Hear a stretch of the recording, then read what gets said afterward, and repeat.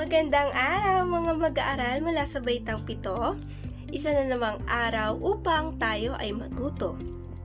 Sa module na ito, ating tatalakayin ang sama-samang pananalangin ng pamilya. Ating malalaman ano ba ang kahalagahan ng sama-samang pananalangin ng pamilya. Mayroon bang mga hamon na kakaharapin sa pagpapanatili ng sama-samang pananalangin? Ano-ano ang mga paraan ng pakikibahagi sa panalangin? At higit sa lahat, ano ba yung mga kilalang relihiyon sa Pilipinas at ano yung pamamaraan nila ng kanilang pananampalataya at pananalangin?